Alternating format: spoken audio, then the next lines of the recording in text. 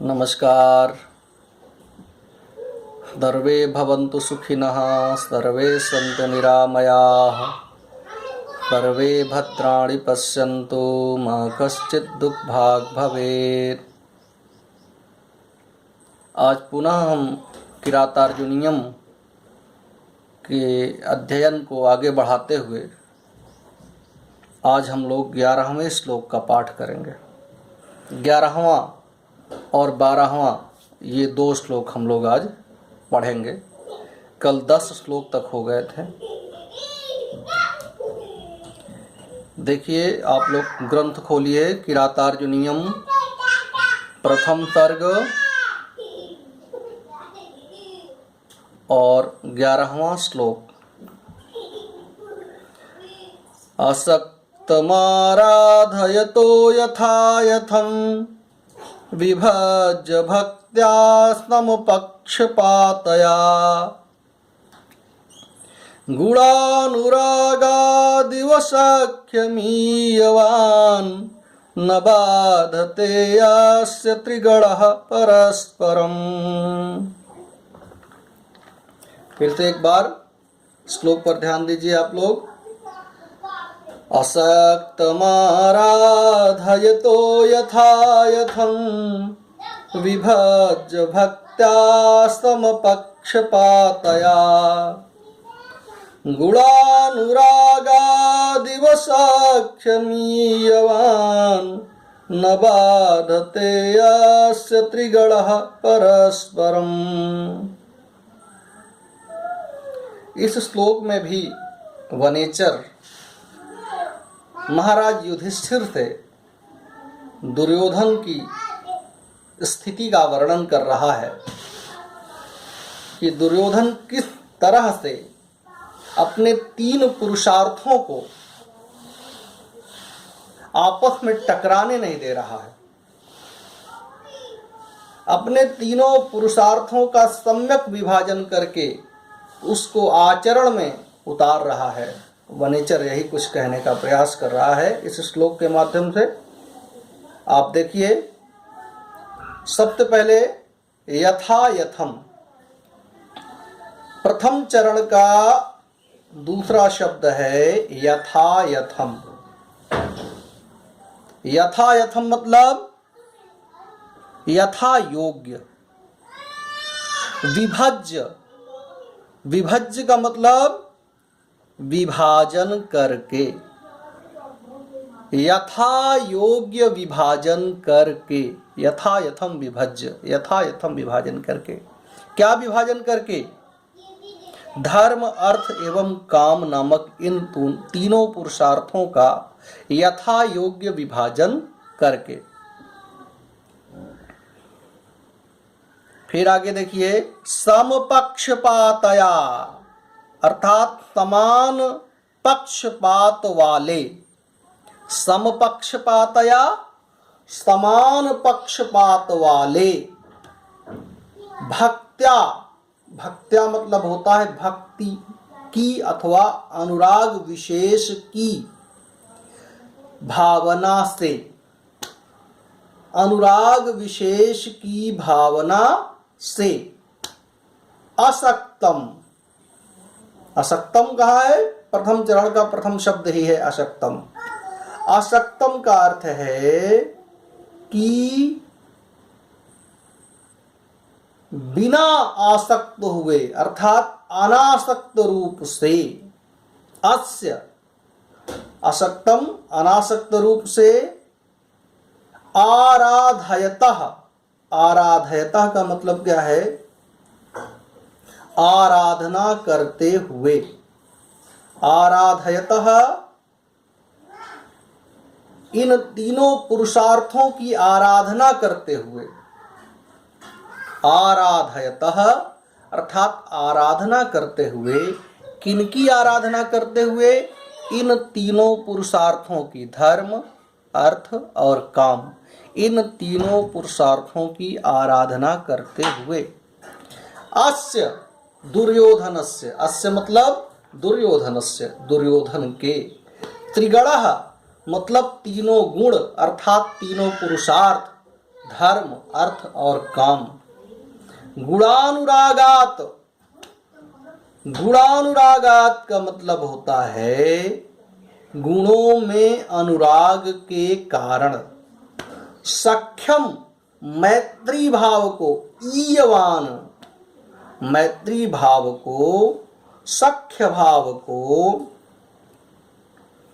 ईयवान मतलब प्राप्त करते हुए के समान। ईयवान प्राप्त करते हुए के समान। ईयवान इव है ना, इव माने होता है समान। ईयवान मतलब प्राप्त करते हुए के, इव माने समान। परस्परम न बाधते, परस्पर एक दूसरे को बाधित नहीं करते हैं। परस्पर एक दूसरे को बाधित नहीं करते हैं। कौन परस्पर बाधित नहीं करते हैं? दुर्योधन के तीनों पुरुषार्थ आपस में एक दूसरे को बाधित नहीं करते हैं। जो धर्म का क्षेत्र है, काम का क्षेत्र है और अर्थ का क्षेत्र है, ये तीनों मैत्री भाव को प्राप्त हो गए हैं और एक दूसरे को बाधित नहीं करते हैं, क्योंकि दुर्योधन समपक्षपातया किसी पुरुषार्थ विशेष के साथ पक्षपात नहीं करता।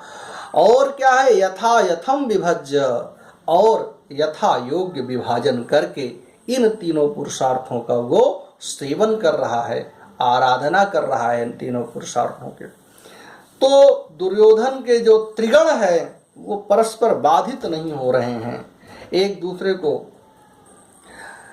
दूसरे के कार्यक्षेत्र में अपनी टांग नहीं अड़ा रहे हैं, अर्थात सब अपनी अपनी जगह पर स्थित हैं। फिर से एक बार समझिए।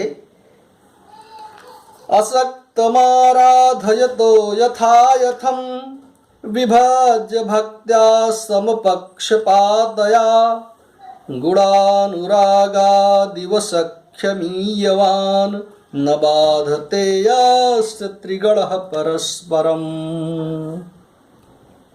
देखिए फिर से एक बार।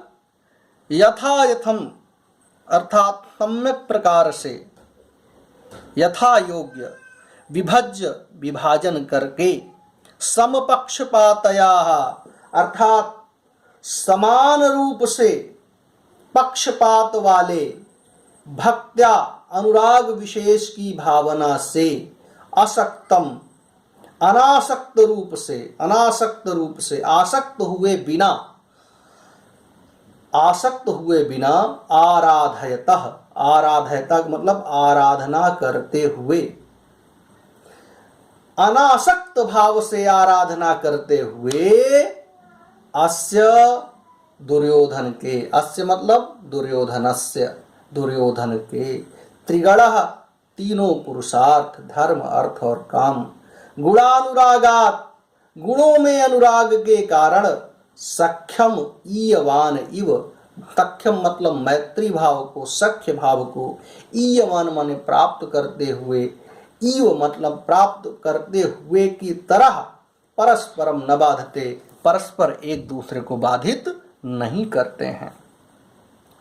ये श्लोक हुआ। एक बार देखिए फिर से समझिए इसको, एक एक अक्षर, एक एक शब्द का अर्थ समझिए ताकि आपको इसका अनुवाद करने में आसानी हो। यथायथम यथा योग्य, विभज्य, विभज्य कहाँ है? दूसरे चरण का प्रथम शब्द है विभज्य, विभाजन करके।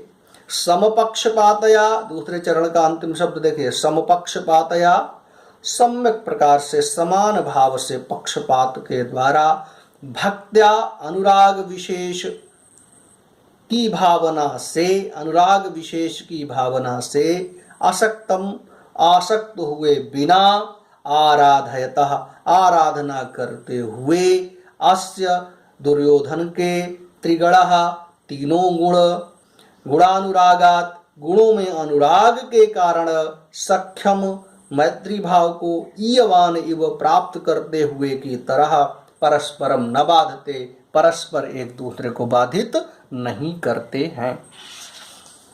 ये आपका 11वां श्लोक हो गया। 12वें श्लोक में आइए। निरत्ययं सामनदान वर्जितम् न भूरिदानं विरह्यस्तत्क्रियां प्रवर्तते तस्य विशेषशालिनीं गुणानुरोधेन विना न सत्क्रिया। फिर से देखिए, निरत्यं सामनदानवर्जितं न भूर्यदानं विरह्य तत्क्रियां प्रवर्तते तस्य विशेषशालिनीं गुणानुरोधेन विना न सत्क्रिया। अब इस श्लोक के माध्यम से वनेचर महाराज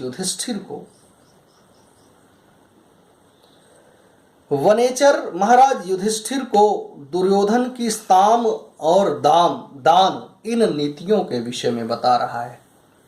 देखिए, 4 प्रकार की नीतियां होती हैं, साम, दान, दंड और भेद। साम का मतलब सुंदर वचन, साम का मतलब सुंदर वचन, सुंदर वाणी, और दान का मतलब तो दान ही होता है। दंड का मतलब आप लोग जानते ही हैं, और भेद का मतलब भेद नीति, गुप्त रहस्यों को जान लेना, गुप्तचरों के माध्यम से या अन्य किसी माध्यम से उसके भेद को जानकर फिर उसको ब्लैकमेल करना, ये भी एक राजाओं की नीति होती है। तो साम, दान, दंड, भेद, ठीक है, ये 4 नीतियां होती हैं। तो इन नीतियों के बारे में वनेचर, दुर्योधन की इन नीतियों के बारे में वनेचर महाराज युधिष्ठिर से बता रहा है। क्या बता रहा है? फिर से देखिए श्लोक, निरत्ययं सामनदान वर्जितं न भूर्यदानं विरह्य तत्क्रियां प्रवर्तते तस्य विशेषशालिनी गुणानुरोधेन विना न सत्क्रिया। देखिए, तस्य मतलब दुर्योधनस्य। तस्य कहाँ है? तस्य खोजिए, तीसरे चरण का दूसरा शब्द तस्य। तस्य मतलब दुर्योधन, दुर्योधनस्य, उस दुर्योधन की, तस्य उस दुर्योधन की। निरत्ययम मतलब निर्बाध अर्थात निरंतर प्रवृत्त, साम दान वर्जितम न, साम मतलब मधुर वाणी, दान वर्जितम न, दान से वर्जित नहीं होती अर्थात बिना दान के नहीं होती। उस दुर्योधन की मधुर वाणी बिना दान के नहीं होती अर्थात मधुर वाणी के साथ ही साथ वो दान भी दे रहा है। हमारे अवधि में एक कहावत प्रसिद्ध है ना कि छूछ पैलगी जीव झन्न। तो छूछ पैलगी वो नहीं कर रहा है, अपितु साथ में कुछ दे भी रहा है।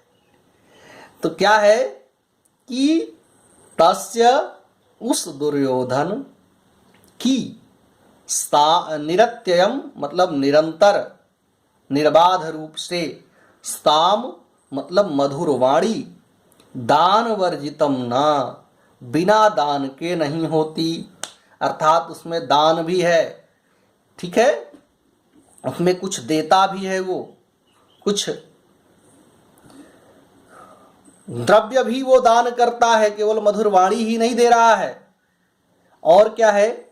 भूरि दानम तत्क्रिया विरह्य ना।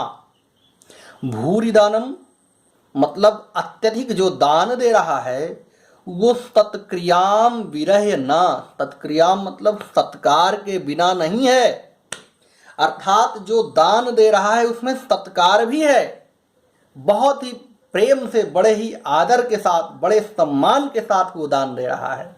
कुछ लोग तो बस मतलब देते जाते हैं मशीन की तरह, तो ऐसे नहीं है, वो सत्कार के साथ दे रहा है। क्या कह रहे हैं? देखिए, न भूरि दानम तत्क्रियाम विरह्य ना। देखिए द्वितीय चरण में देखिए, भूरि दानम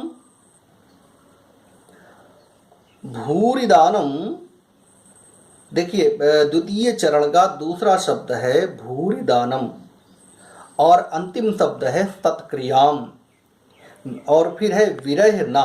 भूरि दानम तत्क्रियाम विरह ना, अत्यधिक दान जो दे रहा है वो तत्कार के बिना नहीं है अर्थात उसमें तत्कार भी है, इंक्लूड है, वो सत्कार के साथ, आदर के साथ, सम्मान के साथ दान दे रहा है पात्रों को। ठीक है, आगे देखिए, विशेष शालिनी सत्क्रिया गुणानुरोधेन बिना न प्रवर्तते। विशेष शालिनी सत्क्रिया अर्थात विशेष सुशोभित होने वाला ये सत्कार गुणों के प्रति, गुणानुरोधेन बिना न, गुणों के प्रति अनुराग के बिना नहीं प्रवृत्त होता है। गुणों के प्रति गुणानुरोधेन बिना अर्थात गुणों के प्रति अनुराग के बिना न प्रवर्तते, नहीं प्रवर्तित होता है। अर्थात गुणानुरोधेन बिना न प्रवर्तते, गुणों में अनुराग के बिना नहीं प्रवृत्त हो रहा है। क्या? विशेष शालिनी सत्क्रिया। ये जो विशेष सुशोभित होने वाला सत्कार है, ये गुणानुरोधेन बिना न, बिना गुणों के अनुरोध के बिना नहीं, अर्थात गुणों में अनुराग के बिना नहीं। अर्थात जब वो सत्कार कर रहा है तो गुणों की प्रशंसा भी कर रहा है, जिससे देखिए बहुत ही वैज्ञानिक ढंग से, मनोवैज्ञानिक ढंग से दुर्योधन सामने वाले को प्रभावित करने की, अपने वश में करने की के लिए प्रवृत्त हो रहा है कि मधुर वाणी, जब मधुर वाणी बोलता है तो वो बिना दान के नहीं, कुछ उसमें द्रव्यार्पण भी करता है वो, और जो द्रव्यार्पण है वो बिना सत्कार के नहीं करता, अर्थात उसमें आदर सहित, सम्मान सहित वो सत्कार कर रहा है। और वो आदर और सम्मान से परिपूर्ण सत्कार के साथ ही साथ गुणों की प्रशंसा भी कर रहा है। जिसको दान दे रहा है उनके गुणों की प्रशंसा भी कर रहा है। ये चीज होती है। ये बहुत ही मनोवैज्ञानिक बात है कि दान देने वाले को ये ना लगे कि वो छोटा है, दान लेने वाले को ये ना लगे कि वो छोटा है दान देने वाले की अपेक्षा। इसलिए दुर्योधन क्या करता है? मधुर वाणी बोलता है, सुंदर वाणी में बोल रहा है, और क्या कर रहा है? सत्कार कर रहा है, आदर कर रहा है, सम्मान कर रहा है। और आदर और सम्मान ही केवल नहीं कर रहा है, अपितु वो क्या कर रहा है? वो सामने वाले के गुणों की प्रशंसा भी कर रहा है, तब जाके वो दान दे रहा है। ऐसी स्थिति में सामने वाला जो याचक है, जो पात्र व्यक्ति है, वो दुर्योधन पर मुग्ध कैसे नहीं होगा? वनेचर यही बताने का प्रयास कर रहा है युधिष्ठिर को कि उसकी ये जो नीतियां हैं वो प्रजा का दिल जीत लेने वाली हैं। प्रजा के हृदय में स्थान बनाने के लिए इन नीतियों को अपने राज्य में वो लागू कर रहा है। और दुर्योधन एक बहुत अच्छा राजा स्वयं को प्रदर्शित करना चाह रहा है। महाराज युधिष्ठिर, आप इस बात को अच्छी तरीके से समझ लें और ये ना समझें कि मैं दुर्योधन की प्रशंसा कर रहा हूँ, मैं तथ्यों को रख रहा हूँ। इसलिए आप नाराज मत होइएगा कि हमारे ये दुर्योधन की प्रशंसा कर रहा है। मतलब वनेचर शुरू में ही ये बात कह दिया है कि क्षम तुम साधु असाधुआ, साधु हो अथवा असाधु लगे, लेकिन क्षमा करने के योग्य है हमारी वाणी। तो फिर से एक बार देखिए, अंतिम बार इसको 12वें श्लोक को अच्छे से समझिए कि निरत्ययं सामन दान वर्जितं न भूरिदानं विरह सत्क्रियां प्रवर्तते तस्य विशेषशालिनी गुणानुरोधेन विना न सत्क्रिया। तस्य, उस दुर्योधन की, निरत्ययम, निरंतर अर्थात निर्बाध रूप से, साम मतलब मधुर वाणी, दान वर्जितम न, दान से रहित नहीं होती, भूरिदानम और अत्यधिक दान, सत्क्रियाम विरहना, सत्कार के बिना नहीं होता, आदर के बिना नहीं होता, अर्थात आदर से युक्त दान करता है वो।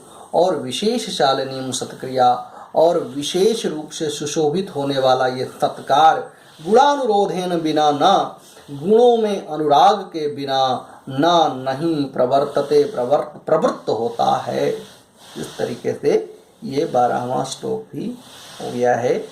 ये ध्यान में रखने योग्य है कि किरातार्जुनीयम के इस दर्ग के समस्त श्लोक वंशस्थ छंद में ही हैं और प्रायः अर्थालंकार है इसमें।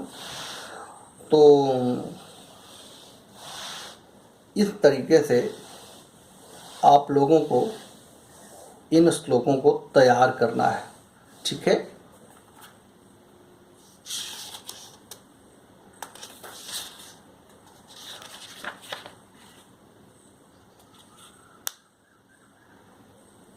इस श्लोक में एकावली नाम का अलंकार है। एकावली नामक अलंकार है, ठीक है, और वंशस्थ छंद है। गुण क्या है इस श्लोक में? गुण प्रसाद गुण है, रीति वैदर्भी है, छंद वंशस्थ है और अलंकार एकावली है, ठीक है। ये सारी चीजें अगर श्लोक की व्याख्या पूछी जाए तब आप विशेष रूप से इसको दे सकते हैं। एक हेडिंग डालिए उसमें विशेष, और उस विशेष में अमुक श्लोक में कौन सा छंद है, कौन सा अलंकार है, कौन सी रीति है, ये चीज आप दे सकते हैं। तो आज 11वां और 12वां श्लोक हुआ। कल हम लोग 13वां और 14वां पढ़ेंगे, ठीक है। आप लोग मन लगा के पढ़िए। जो समझ में ना आए, जहाँ पर पूछने की आवश्यकता हो वहाँ पे फ़ोन करके आप पूछ सकते हैं, व्हाट्सएप ग्रुप के माध्यम से पूछ सकते हैं, किसी भी माध्यम से आप पूछ सकते हैं, ठीक है। धन्यवाद।